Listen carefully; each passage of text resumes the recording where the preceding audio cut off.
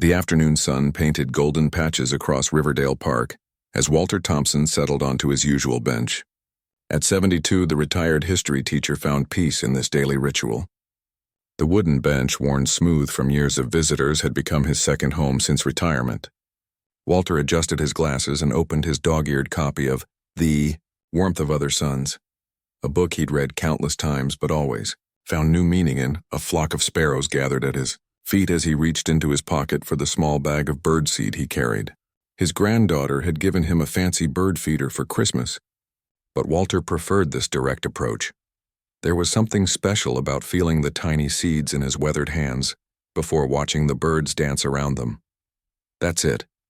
Little ones," he murmured, his voice gentle as the breeze rustling through the oak trees overhead. "Don't fight now, plenty for everyone."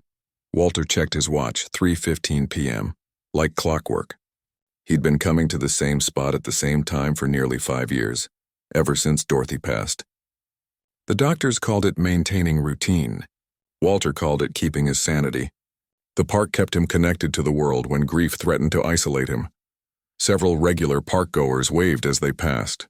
Mrs. Chen power-walking with her small dog, the young couple who painted landscapes near the pond, the group of retirees who played chess at the concrete tables. Walter belonged here as much as the ancient oak that provided his shade. He was so absorbed in his book that he didn't notice the police cruiser pulling up to the curb until a shadow fell across his page. Looking up, Walter found himself facing Officer Derek Harmon, a man he'd never seen before in the park's regular patrol rotation. "Afternoon," Walter said warmly, marking his page with a faded photograph of his late wife. "Beautiful day, isn't it?" Officer Harmon didn't return the smile. His posture was rigid, hand resting casually near his belt. Something about his stance made Walter's teacher instincts prickle. This was a man carrying tension like an overpacked suitcase. "Sir, what are you doing here?" Officer Harmon's tone was clipped, professional but cold. Walter gestured to the book and birdseed. "Just enjoying the day. Reading, feeding the birds. Same as always." "How long have you been sitting here?" The officer's eyes scanned the area, as if looking for something out of place. "Got here around 3 like I do most days," Walter replied, his smile fading slightly. "Is everything all right, officer?" Harmon's radio crackled, but he ignored it. "We've had reports of suspicious activity in this area. Drug deals, that sort of thing." Walter blinked, genuinely confused. "In Riverdale Park? During daylight hours?" The officer's jaw tightened. "Sir, I'll ask the questions." Walter nodded, suddenly aware of the shift in atmosphere. The afternoon had taken on a strange edge, like the sudden pressure change before a storm. He'd lived long enough, through enough decades of American history, to recognize when a situation might be turning dangerous.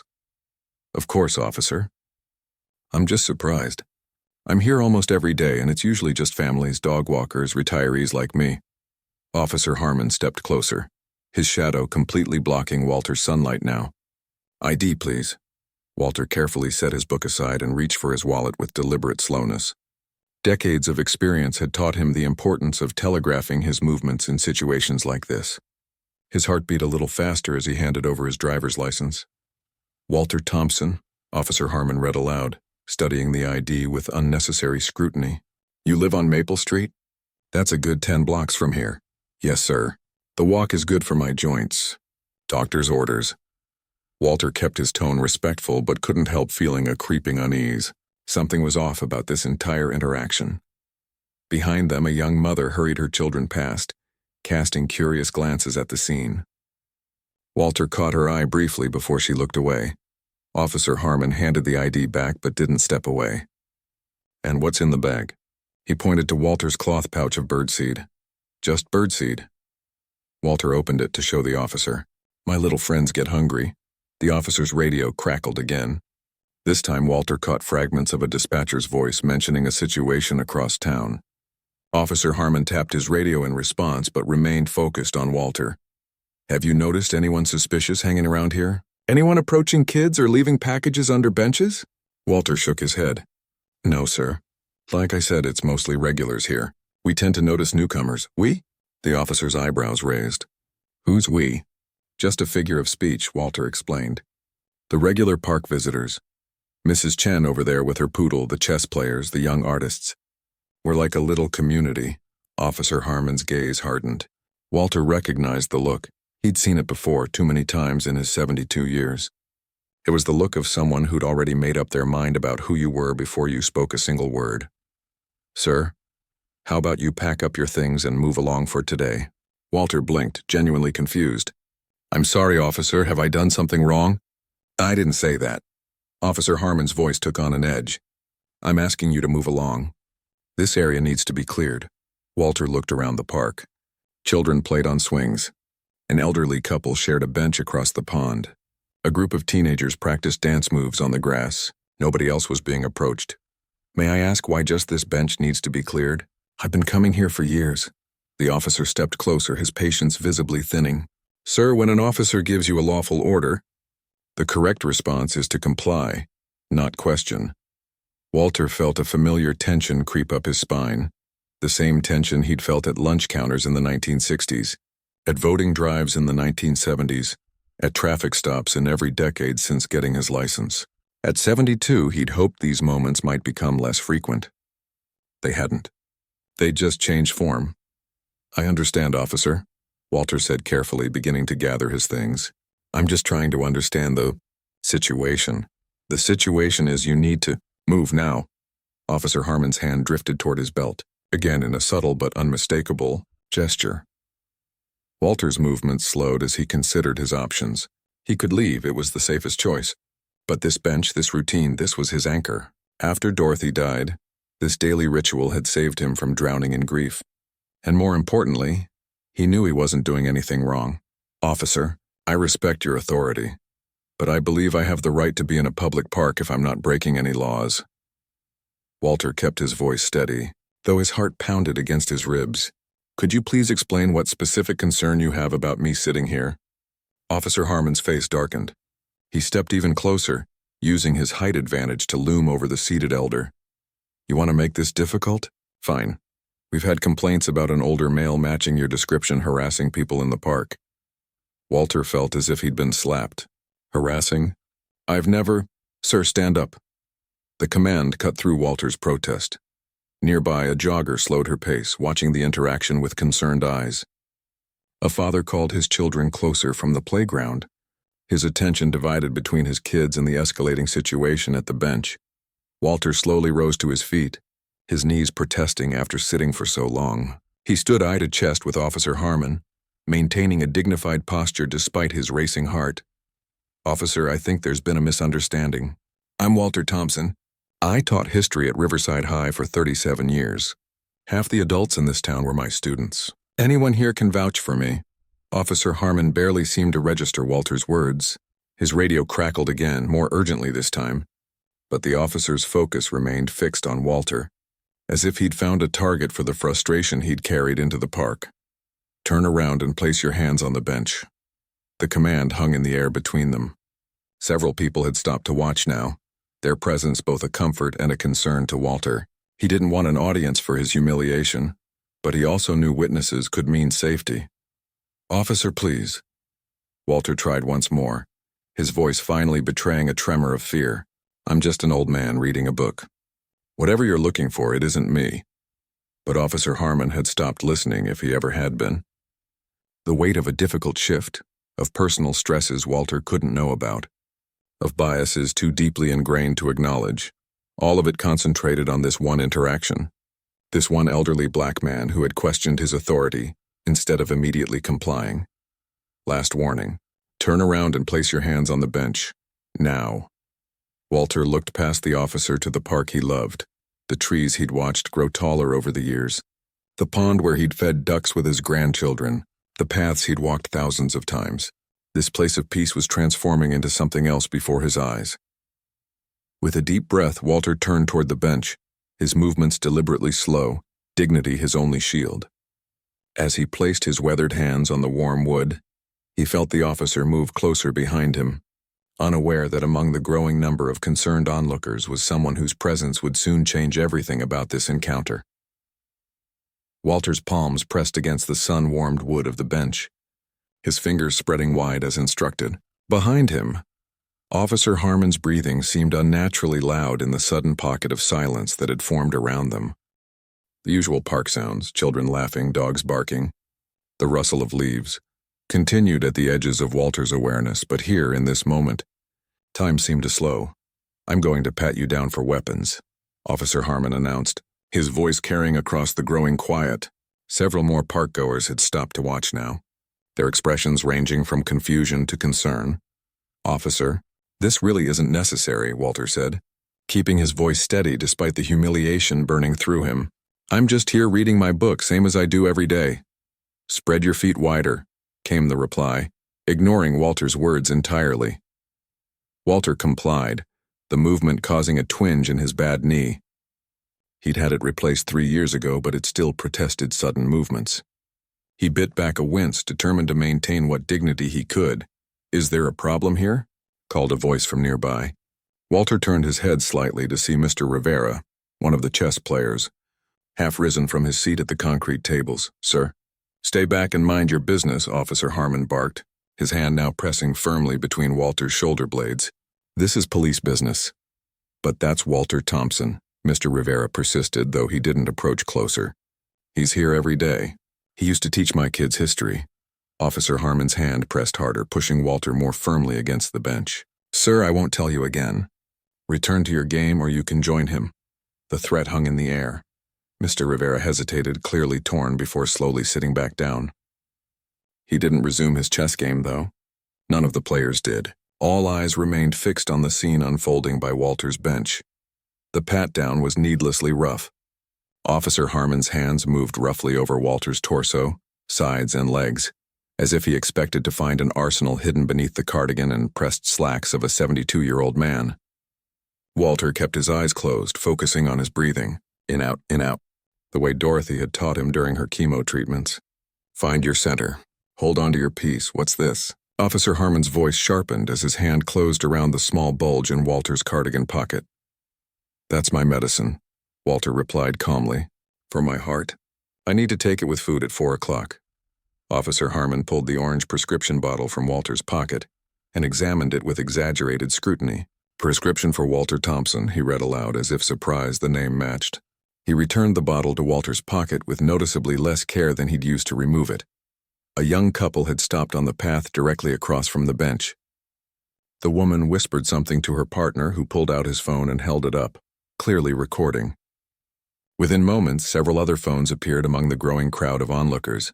"Officer," Walter tried again, sensing the situation spiraling. "There are children watching. Whatever you think is happening here, it isn't. I'm just an old man enjoying the park. I've been coming to the same bench for years." "Turn around," Officer Harmon ordered, stepping back slightly. Walter carefully turned to face him, his back now to the bench. The officer's face was flushed, a vein visible at his temple. Walter recognized the look of a man who had committed to a course of action and couldn't back down without losing face. "I'm going to need you to come down to the station to answer some questions," Officer Harmon said, his hand moving to his handcuffs. A murmur rippled through the watching crowd. Somewhere, a child asked loudly, "Mommy, why is that policeman being mean to the grandpa? On what charges?" Walter asked, his voice remarkably steady given the circumstances. Decades of facing down classrooms of rowdy teenagers had given him the ability to project calm he didn't necessarily feel. "Disturbing the peace, for starters," Officer Harmon replied, resisting an officer's lawful commands. "I haven't disturbed any peace," Walter said. "And I've complied with every instruction you've given, though I still don't understand why I'm being singled out." Officer Harmon's jaw tightened. "Put your hands behind your back." Walter hesitated, not out of defiance but genuine concern. "Officer, I have arthritis in my shoulders. If you put my hands behind my back, it will be extremely painful." "Should have thought of that before you decided to make a scene," Officer Harmon snapped, grabbing Walter's wrist and roughly pulling it behind his back. Pain shot through Walter's shoulder like lightning. He couldn't suppress a gasp, his knees buckling slightly. "Please," he managed, "you're hurting me. Stop resisting." Officer Harmon's voice rose sharply, though Walter was doing nothing of the sort. "He's not resisting," someone called from the gathering crowd. "He's in pain. Back up. All of you back up now," Officer Harmon shouted, his free hand moving to his radio. "Dispatch, this is Unit 47. I need backup at Riverdale Park, south entrance. Potential crowd situation." Walter focused on staying upright as his other arm was wrenched behind him. the cold metal of handcuffs biting into his wrists. The pain in his shoulders brought tears to his eyes, but he blinked them away. He wouldn't give this man the satisfaction of seeing him cry. "My book," Walter said, looking at his copy of The Warmth of Other Suns still lying open on the bench. Inside was the photograph of Dorothy, the one taken on their 40th anniversary just months before her diagnosis. "Please at least let me take my book." "Evidence," Officer Harmon replied curtly. "Could be contraband." A sound of disbelief rippled through the onlookers. "It's a history book," someone called out. "About the Great Migration." "Everyone back away now," Officer Harmon shouted, his free hand moving to Walter's upper arm, gripping it tight enough to bruise. "This man is being detained pending investigation." Walter winced at the pressure on his arm but kept his gaze level. "Officer, there are witnesses here who know me. They can verify who I am and that I'm here legitimately." "You can explain all that downtown," Officer Harmon replied, beginning to move Walter away from the bench toward the patrol car parked at the curb. Each step sent new waves of pain through Walter's shoulders. The handcuffs were too tight, cutting into the thin skin of his wrists. He could feel a trickle of warmth that might be blood. Still, he walked as steadily as he could, unwilling to give the officer any excuse to escalate further. "Stop. You can't do this." The shout came from Mrs. Chen, the tiny woman who power-walked every afternoon with her equally tiny dog. Despite her age and stature, she planted herself directly in their path, her poodle yapping furiously at her side. "This man is Walter Thompson. He taught my children and my grandchildren. He volunteers at the library." "What are you doing?" Officer Harmon stopped short, clearly not having anticipated this 5'0" woman in her pink tracksuit becoming a physical barrier. "Ma'am, move aside immediately." "I will not," Mrs. Chen declared, her accent thickening with emotion. "You are making terrible mistake. Mr. Walter is good man, never cause trouble. Ma'am, you're interfering with police business," Officer Harmon warned, his grip on Walter's arm tightening further. Walter winced. "Mrs. Chen, please." "I don't want you getting in trouble too." But Mrs. Chen wasn't alone anymore. Mr. Rivera and the other chess players had approached from one side, while the young couple with the phone camera came from the other.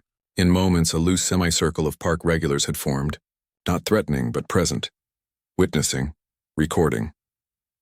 "All of you are now participating in an unlawful assembly," Officer Harmon announced, his voice rising with every word. "Disperse immediately or face arrest." No one moved. Walter felt a complex mixture of emotions: gratitude for the support, fear for the safety of his neighbors, and a deep sadness that this moment, this confrontation, was happening at all. This park had been his sanctuary, his place of peace. Now it felt like a battleground. "Please," Walter said, addressing both the officer and the gathered crowd. "Everyone stay calm. No one needs to get hurt here." "Shut up," Officer Harmon hissed, jerking Walter's arm again. Walter couldn't suppress a cry of pain this time. The sound seemed to galvanize the onlookers, their murmurs growing louder, more agitated. "You're hurting him," shouted one of the teenagers who had been dancing on the grass. "He needs his medicine," called another voice. "I'm recording all of this," announced someone else, phone held high. Officer Harmon's radio crackled to life. "Unit 47, be advised, backup is en route. ETA 3 minutes. Copy that," Officer Harmon replied, seeming to gain confidence from the knowledge that reinforcements were coming. "All of you, back up now. Final warning." The crowd reluctantly gave ground, but no one left. If anything, it had grown larger as word spread through the park. Walter could see phones raised everywhere, documenting every moment of his humiliation and pain. "Officer," Walter said quietly, summoning what remained of his strength and dignity, "you still haven't told me what crime I've committed. I have the right to know why I'm being detained." Officer Harmon's face twisted with frustration. "You want to know? Fine. Suspicious activity, resisting arrest, disturbing the peace, inciting a riot, and interfering with an officer's duties. How's that for starters?" The absurdity of the charges might have been almost comical in another context. Walter, who had been sitting quietly reading a book and feeding birds, charged with inciting a riot. But there was nothing funny about the situation, about the pain in his shoulders and wrists, about the fear he felt not for himself, but for what might happen when backup arrived and tensions escalated further. From somewhere behind them came a new voice, clear and authoritative, cutting through the tension like a knife. "Officer Harmon, what exactly do you think you're doing?" Walter turned his head as much as his restrained position would allow, trying to locate the source of the voice. The crowd parted, and a woman stepped forward, her expression a perfect blend of shock and cold fury. Officer Harmon's grip on Walter's arm slackened slightly, enough to tell Walter that whoever this newcomer was, she had the power to make even this belligerent officer pause. The woman who stepped forward wore running clothes, black leggings and a light blue jacket zipped halfway over a gray shirt. Her hair was pulled back in a tight ponytail, and a light sheen of sweat suggested she'd been jogging through the park. But it was her expression, confident, authoritative, and unmistakably angry, that commanded attention. "I asked you a question." "Officer Harmon," she repeated, her voice carrying across the now hushed crowd. "What exactly do you think you're doing?" Officer Harmon's grip on Walter loosened slightly, though he maintained his hold. "Ma'am, this is a police matter. I need you to step back with the others." The woman didn't move an inch. Instead, she reached into the pocket of her jacket and pulled out what appeared to be an ID card, holding it up for Officer Harmon to see. "District Attorney Maria Gonzalez," she said, her tone leaving no room for argument. "And I've been watching this situation unfold for the past 5 minutes." The effect on Officer Harmon was immediate.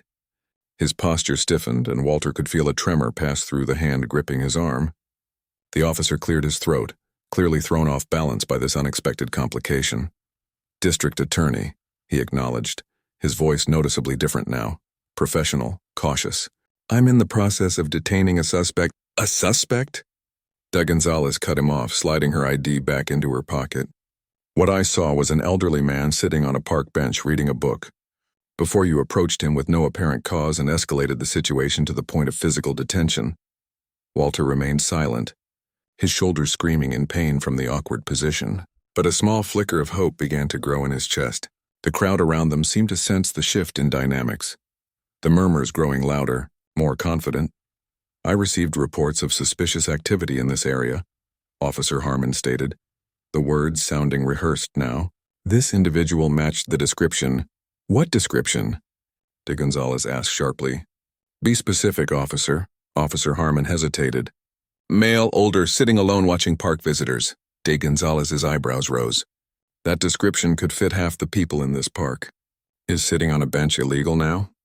Watching birds? Reading a book?" He was uncooperative when questioned, Officer Harmon insisted, but his voice had lost its edge of authority. "I've been recording this encounter," D.A. Gonzalez replied, holding up her phone. "From what I observed and recorded, he answered your questions calmly and clearly. He complied with your orders even when they caused him physical pain due to his age and medical conditions." Walter's wrists throbbed beneath the tight handcuffs. He could feel something warm trickling down his hand, definitely blood where the metal had cut into his skin. The pain in his shoulders had become a burning fire that threatened to overwhelm him, but he focused on staying upright, on maintaining his dignity through this ordeal. "District Attorney," Walter said quietly, his voice strained but steady. "I believe the officer may have received incorrect information. I've been coming to this bench nearly every day for the past 5 years. Many people here can confirm that." As if on cue, voices rose from the crowd. "He helped my son with his history project last month. He reads to the kids at the library every Saturday. He's been sitting on that same bench since I started walking my dog here 3 years ago." Officer Harmon's radio crackled again. "Unit 47 backup is 1 minute out. What's your status?" Before he could respond, D.A. Gonzalez stepped closer, her voice low enough that only Walter and the officer could hear. "Officer Harmon, you have exactly 60 seconds to remove those handcuffs and de-escalate this situation before your backup arrives. Otherwise, I promise you the conversation we'll be having in my office tomorrow will be extremely unpleasant." The threat wasn't delivered with heat or emotion. It was calm, factual, and all the more effective for it. Walter could practically see the calculations running behind Officer Harmon's eyes as he weighed his options. The suspect was his name, D.A. Gonzalez interrupted, "is Walter Thompson. He has a name?" "Use it," Officer Harmon's jaw clenched. "Mr. Thompson was being harassed by a police officer who appears to be profiling based on age and race?" D.A. Gonzalez finished for him. "Yes, that's what the video evidence shows." Walter winced as a particularly sharp pain shot through his left shoulder. He couldn't suppress a small sound of distress which drew D.A. Gonzalez's attention immediately. "He needs medical attention," she said, her tone brooking no argument. "Those cuffs are too tight and you've clearly injured his shoulders. Remove the cuffs now." The wail of approaching sirens cut through the tension. Officer Harmon seemed to come to a decision, reaching for his keys with obvious reluctance. "Turn around," he instructed Walter, much more gently than before. Walter complied, relief washing over him at the prospect of the pain ending soon. He felt the officer's hands working at the cuffs, the metal finally loosening its bite on his abraded wrists. When the handcuffs came off completely, Walter couldn't help bringing his arms forward slowly, carefully, fighting through the pain to return them to a natural position. He looked down at his wrists. As he'd suspected, the skin was broken in several places, thin lines of blood tracing the paths where the metal had cut into him. His hands trembled slightly, from pain, from the ebbing adrenaline, from the weight of what had just happened and what might have happened if not for the DA's intervention.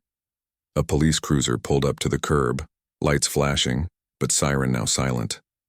Two officers emerged, scanning the scene with professional wariness. "Situation under control," Officer Harmon called to them, though his tone suggested anything but control. "False alarm." De Gonzalez stepped forward, addressing the newcomers directly. "Officers, I'm District Attorney Maria Gonzalez. I've been a witness to this entire incident and have concerns about Officer Harmon's conduct. I'd like one of you to take Mr. Thompson's statement about what occurred here today."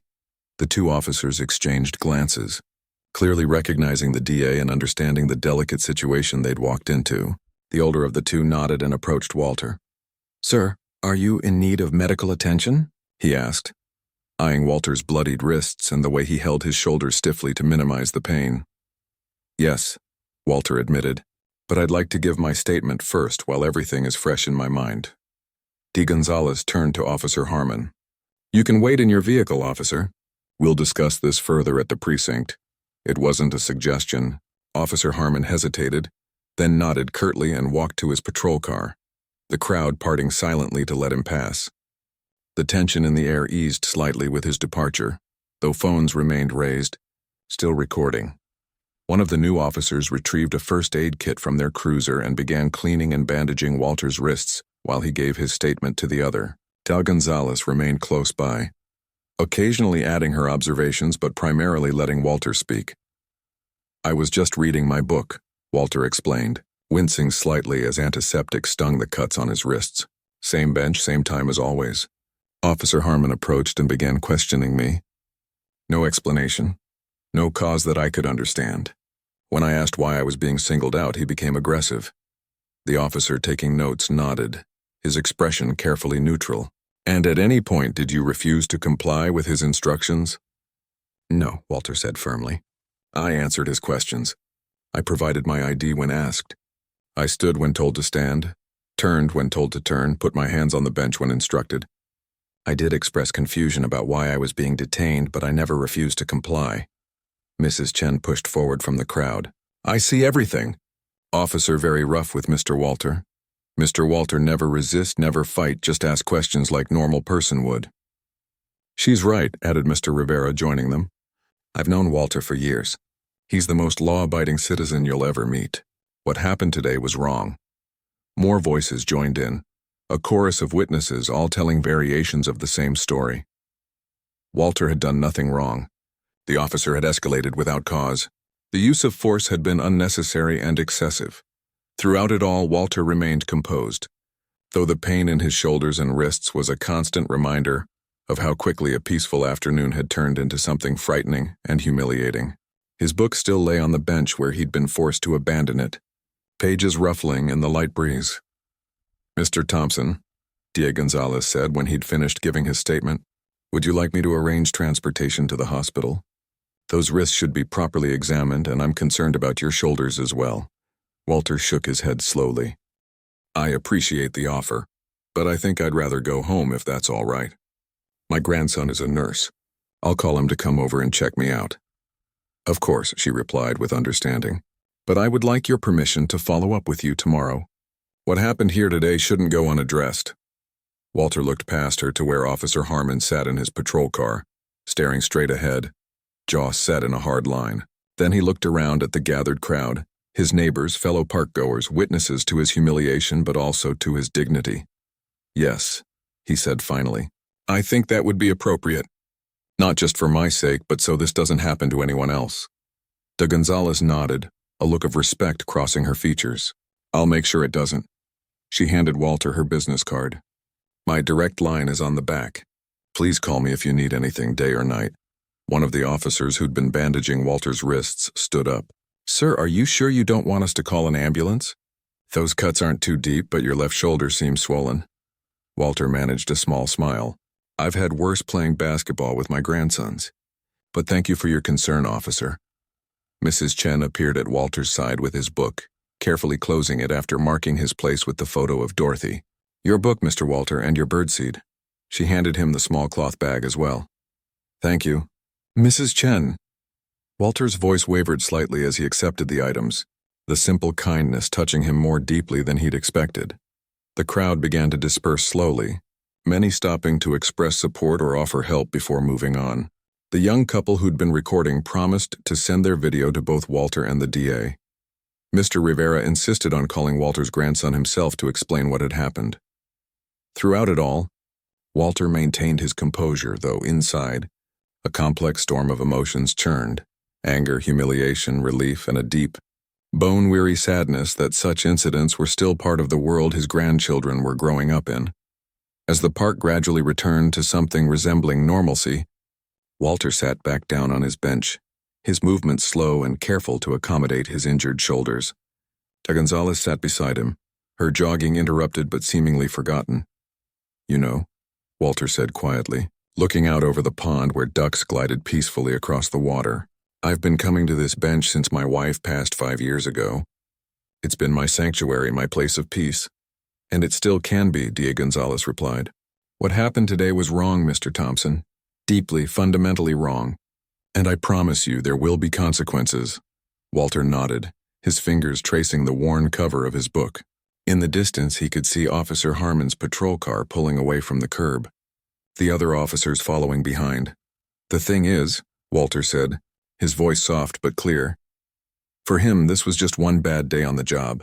For me it's a reminder that no matter how many decades pass, some things haven't changed as much as we'd like to believe.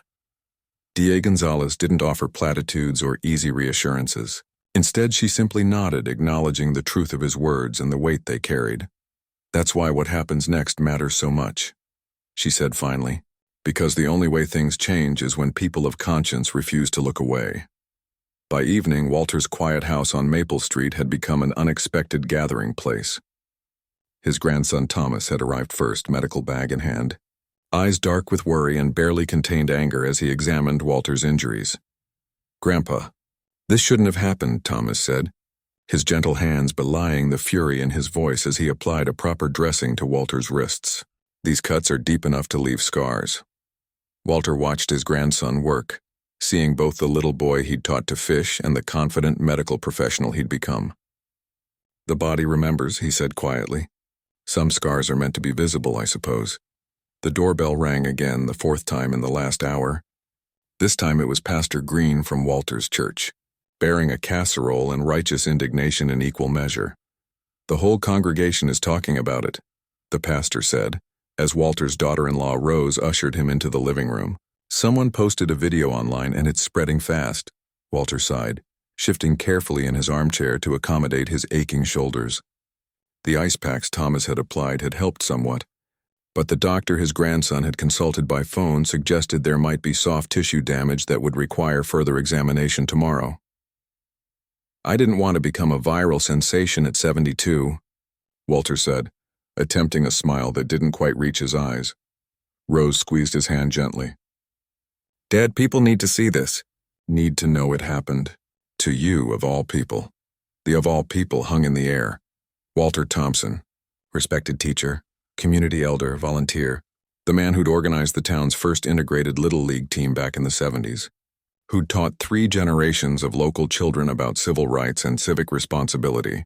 If it could happen to him in broad daylight in a public park, the phone rang again.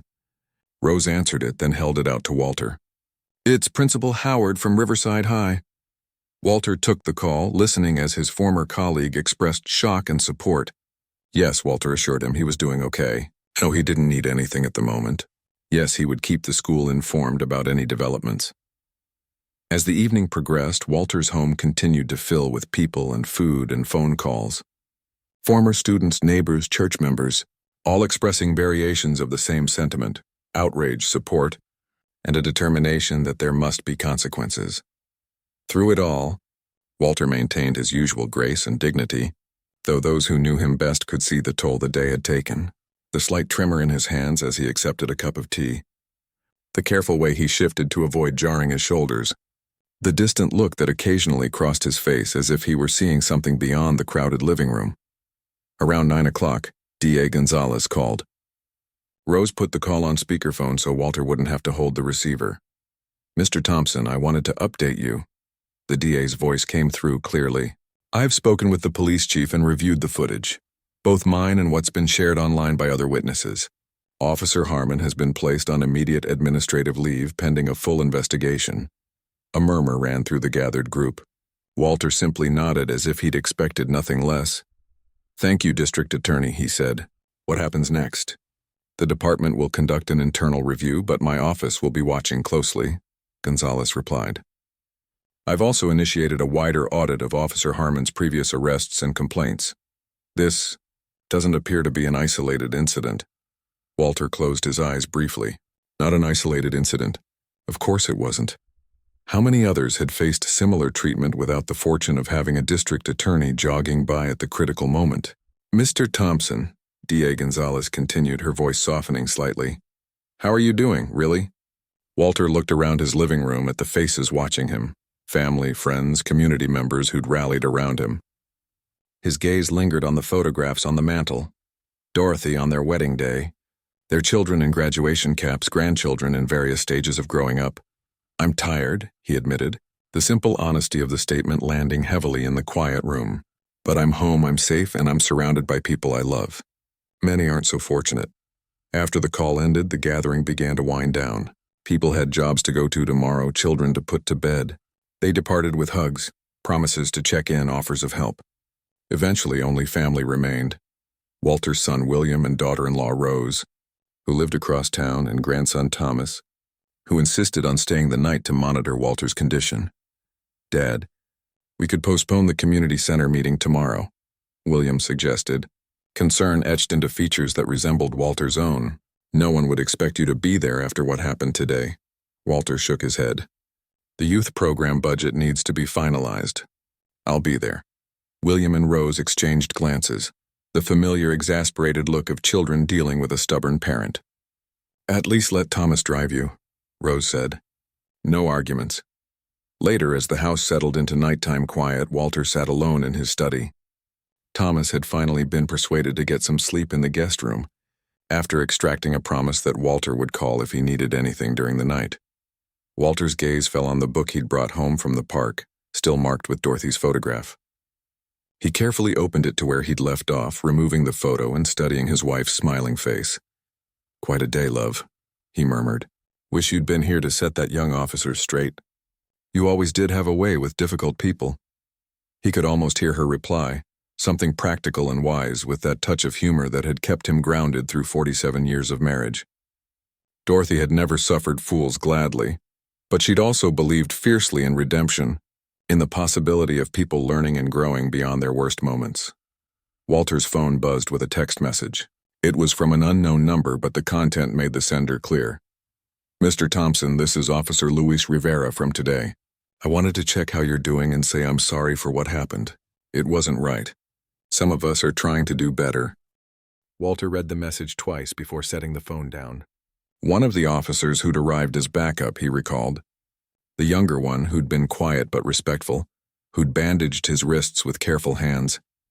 He didn't reply immediately. Some communications deserved thoughtful consideration. Instead, Walter turned to his computer and opened a blank document. "Reflections on Dignity and Justice," he typed at the top. Then he began to write, slowly at first, then with increasing fluency as the words came. He'd been a teacher for too long not to recognize a teachable moment when he saw one, and what had happened today, painful as it was, contained lessons that needed articulation, not just about police conduct or racial bias, but about community, about bearing witness, about standing up for one another in moments of injustice. Walter wrote until his shoulders protested and his eyes grew heavy. Tomorrow would be soon enough to finish. Tomorrow and the days after, there would be statements to make, reports to file, possibly legal proceedings to participate in. The incident in the park wouldn't fade quietly away, not with the video circulating, not with D.A. Gonzalez involved, not with the community already mobilizing. Morning came with pale light filtering through the blinds and the smell of coffee brewing. Walter found Thomas in the kitchen, already dressed in scrubs for his hospital shift, but apparently determined to make breakfast first. "How are the shoulders, Grandpa?" he asked, setting a mug of coffee in front of Walter. Walter rotated them cautiously. "Stiff, but better than yesterday." "We've got that appointment at 10 with Dr. Lee," Thomas reminded him. "He'll want to check for any deep tissue damage." Walter nodded, sipping his coffee and watching his grandson move around the kitchen with the same precise efficiency Dorothy had always shown. Family traits passed down in unexpected ways. Walter's phone buzzed with an incoming call. D.A. Gonzalez again. "Mr. Thompson," she said when he answered. "I hope I'm not calling too early." "Not at all," Walter replied. "I've been up for a while." "There have been some developments overnight I wanted you to be aware of," she continued. "The video of the incident has gone viral. National news outlets have picked it up and they're asking for statements." Walter closed his eyes briefly. He'd expected attention, but not quite so quickly or at such a scale. "Additionally," Gonzalez continued, "we've identified 3 previous complaints against Officer Harmon for similar conduct. None resulted in disciplinary action, but, together with yesterday's evidence, they establish a pattern that cannot be ignored." "I see," Walter said, processing this information. "The police chief has called a press conference for this afternoon," Gonzalez added. "I'll be attending to ensure accountability is emphasized. I wondered if you might consider being there as well. Your presence would send a powerful message." Thomas, who could hear both sides of the conversation, looked at Walter with concern. "Grandpa, you don't have to do that if you're not up to it." Walter considered the request carefully. A press conference meant cameras, questions, public scrutiny. It meant reliving yesterday's events, becoming even more visible in a story that was already spreading beyond his control. But it also meant an opportunity to shape the narrative, to ensure that what happened wasn't reduced to a viral video clip without context or consequence. "What time is the conference?" Walter asked finally. 2:00 at City Hall, Gonzalez replied. "I understand if it's too soon or if you're not feeling well enough." "I'll be there," Walter said firmly. "But I have a community center meeting at noon that I need to attend first." Thomas shook his head in fond exasperation, but Walter noticed his grandson was smiling slightly, the same expression Dorothy used to have when Walter took a principled stand she secretly approved of. After ending the call, Walter sipped his coffee thoughtfully. "Your grandmother would say I'm being stubborn," he remarked to Thomas. "And she'd be right," Thomas replied, setting a plate of eggs and toast in front of him. "But she'd also be proud." "Actually, Grandpa, she'd be extremely proud." Walter nodded, feeling the truth of those words settle in his chest, a warm counterbalance to the aches in his shoulders and the cuts on his wrists. "The difficult path and the right path are often the same," he said, quoting words he'd spoken to countless students over his decades in the classroom. "Your grandmother taught me that." By the time Walter finished breakfast, 3 more neighbors had dropped by with food and support. His phone continued to buzz with messages and calls from former students, community members, even a few reporters who'd somehow obtained his number. Through it all, a sense of purpose was crystallizing within him. What had happened in the park wasn't just about one officer or one afternoon. It was about systems that needed changing, accountability that needed enforcing, and a community that needed to decide what kind of place it wanted to be. Walter had spent his life teaching others about moments in history when ordinary people had stood up for justice. Now in his 8th decade, he found himself at the center of such a moment. It wasn't a role he'd sought, but it was one he would fulfill with the same dignity and determination that had guided his entire life. "Thomas," he said, as he carefully buttoned his shirt, wincing slightly at the movement of his shoulders, "would you mind driving me by the park before my meeting? There's something I need to do there." His grandson nodded, understanding without needing explanation. "Of course, Grandpa. Whatever you need." What Walter needed, he realized, was to reclaim his bench, his book, his peaceful spot by the pond. What had happened yesterday couldn't be erased, but it couldn't be allowed to taint a place that had brought him so much solace either. Some battles were fought in courtrooms and press conferences. Others, equally important, were fought in the quiet determination to not let injustice steal what was precious. Walter Thompson intended to fight both. 2 weeks after the incident in the park, Walter stood at the podium in the community center's main hall, looking out over a crowd that spilled beyond the doors and into the hallway. What had been planned as a small community forum had transformed into something much larger. "Thank you all for coming," he began, his voice steady and clear despite the butterflies in his stomach. Public speaking had never bothered him during his teaching years, but this was different. This was his story, his pain, his journey toward justice. His grandson Thomas stood nearby, ready to step in if Walter's strength faltered. But Walter Thompson had no intention of faltering. Not today. 2 weeks ago, I was sitting on my usual bench in Riverdale Park, reading a book and feeding birds when my peaceful afternoon was shattered by an encounter that many of you have now seen online. The room was utterly silent, every face focused on Walter's. He could see Mrs. Chen in the front row, Mr. Rivera and the chess players a few seats behind her, his former students, neighbors, church members, and many unfamiliar faces too, people drawn by the story that had spread far beyond their town's boundaries. "What happened to me that day was wrong," Walter continued. "But it wasn't unique. It wasn't exceptional. For many in our community and across this country, such encounters are an ever-present possibility, a shadow hanging over ordinary moments." Walter paused, taking a sip of water from the glass Thomas had placed on the podium. His wrists still bore the marks of the handcuffs, fading now but visible enough that he'd chosen not to hide them beneath long sleeves. Some truths needed to be seen. In the days since, I've been asked many times how I feel, about Officer Harmon, about the police department, about the system that allowed this to happen. The honest answer is that my feelings are complicated, and they're still evolving. He looked toward the back of the room where D.A. Gonzalez stood with several members of her staff. She nodded slightly encouragingly. "I feel anger, yes. Pain, certainly. But mostly I feel determined. Determined that what happened to me should lead to real change, not just momentary outrage. Determined that Officer Harmon's suspension and the ongoing investigation should be the beginning of accountability, not the end of it." The investigation had revealed troubling patterns in Officer Harmon's conduct. 6 previous complaints of excessive force, all dismissed without serious review. All involving people of color. The police chief had promised reforms, better training, more oversight. Walter had heard such promises before, throughout his long life. Words were easy, action was harder. When I was a young teacher, I used to tell my students that history isn't just something that happens to us. It's something we make through our choices and our actions. What happened in the park that day is now part of our town's history. What happens next? That's up to all of us to decide. Walter gestured toward the side of the room, where a table had been set up with information about the newly formed Citizens Advisory Board for Police Oversight. The police chief had resisted the idea initially, but public pressure and D.A. Gonzalez's firm stance had eventually prevailed. "I've agreed to serve on this board, alongside representatives from across our community," Walter explained. "Not because I have any particular expertise in law enforcement, but because I believe in the power of bearing witness, of holding systems accountable, of insisting that public servants truly serve the public, all of the public."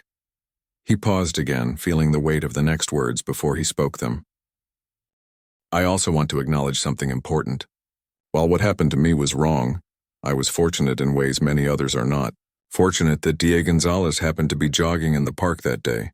Fortunate that so many witnesses were present and recording. Fortunate to have a community that rallied around me afterward."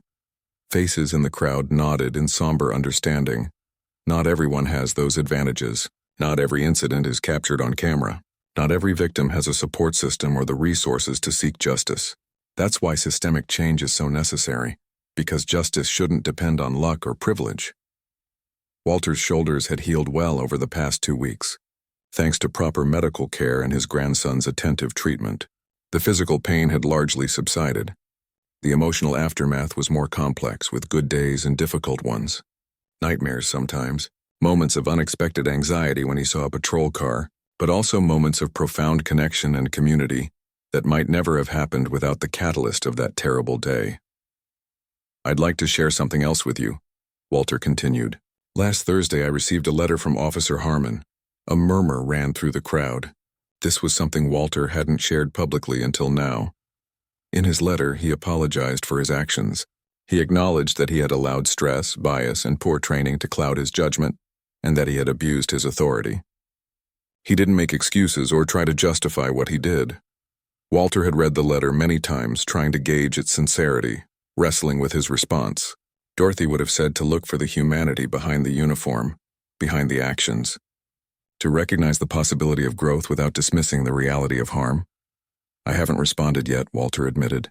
"I'm still considering what I want to say. But I believe his acknowledgement is a necessary first step, not just for him, but for any meaningful change in how policing works in our community." From the back of the room, a reporter called out, "Mr. Thompson, do you forgive Officer Harmon?" Walter considered the question carefully before answering. Forgiveness isn't a simple yes or no. It's a process, and it requires more than words. It requires changed behavior, accountability, and a commitment to doing better. "I'm not there yet, and Officer Harmon has work to do. But I believe in the possibility of redemption. I spent 40 years teaching young people about second chances. I haven't given up on that belief, even now." The questions continued for nearly an hour, about the investigation, the Citizens Advisory Board, the changes being implemented in the police department's training and oversight procedures. Walter answered each one thoughtfully, occasionally deferring to D.A. Gonzalez or other officials when the questions strayed beyond his knowledge. As the forum wound down, Walter shared one final thought. "Every day since the incident, I've returned to my bench in the park. Same time, same book, same birds. Some people thought I was being stubborn." He smiled slightly. "My grandson certainly did." Thomas shook his head with a grin, acknowledging the gentle teasing. "But it wasn't stubbornness," Walter continued. "It was reclamation. That bench, that park, they belong to all of us. I refuse to let one terrible afternoon rob me of a place that has brought me peace for years.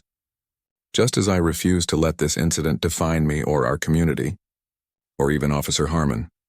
After the forum ended, people lingered, forming small discussion groups, signing up for involvement with the Citizens Advisory Board, sharing their own stories. Walter moved among them, listening more than speaking now, observing the connections forming, the energy building around concrete actions rather than just outrage. Later, as Thomas drove him home, Walter gazed out the window at the familiar streets of the town he'd called home for over 40 years. The same streets, the same buildings, the same community, yet somehow all transformed by recent events. "You did good today, Grandpa," Thomas said, briefly taking his eyes off the road to glance at Walter. "We'll see," Walter replied, cautious but hopeful. "Real change takes time and persistence, and like showing up at that bench every day?" Thomas asked with a knowing smile. "Exactly like that." Walter nodded. Small acts of dignity can be revolutionary in their own way. When they arrived home, Walter was surprised to find his porch full of potted plants and flowers. A large handmade sign hung from the railing. "Our community stands with Walter Thompson. Did you know about this?" Walter asked his grandson, who looked as surprised as he was. "No, but I can guess who organized it," Thomas replied, pointing to a note attached to the nearest plant. Walter read it aloud. "From the park regulars, your bench misses you when you're not there, but now you have a garden at home too. With respect and solidarity." It was signed by dozens of people: Mrs. Chen, Mr. Rivera and the chess players, the young couple who'd been recording that day, the teenagers who'd been dancing on the grass, and many others. Some names Walter recognized, others he didn't. "Look," Thomas said, pointing to the bottom of the note. "Even some police officers signed." Walter adjusted his glasses and read the additional signatures, including Officer Luis Rivera, who'd bandaged his wrists, and several others from the department. A complex emotion welled up in Walter's chest. Not quite joy, not quite sorrow, but something in between. A recognition of how tragedy and healing, injustice and solidarity, could be so tightly interwoven. The next morning, Walter sat on his porch surrounded by the community's gifts. writing his response to Officer Harmon's letter. It wasn't easy finding the right words, balancing accountability with the possibility of growth, acknowledging harm without closing the door on redemption. When he finished, he read it over, wondering what Dorothy would think. He could almost hear her voice. "It's honest, Walter. That's what matters most." He sealed the letter in an envelope, then opened his book to where he'd left off. The photo of Dorothy marked his place, her smile unchanged by all that had happened. Walter traced her face gently with his finger. "Still finding my way, love," he murmured. "Still teaching in my own way. Still learning, too." In the distance, he could see the treetops of Riverdale Park rising above the roof lines. Later, he would walk there, slowly but steadily as was his way, and take his place on the bench that had become something of a symbol now. People would nod or wave. Some might stop to talk. Others would simply acknowledge his presence with respect. And Walter would feed the birds, and read his book, and bear witness to the world around him. Not just its flaws and injustices, but also its moments of unexpected beauty and connection. The chapters of his life had taken an unforeseen turn, but Walter Thompson had always been a man who read to the end of the story, who believed in the possibility of better endings than beginnings.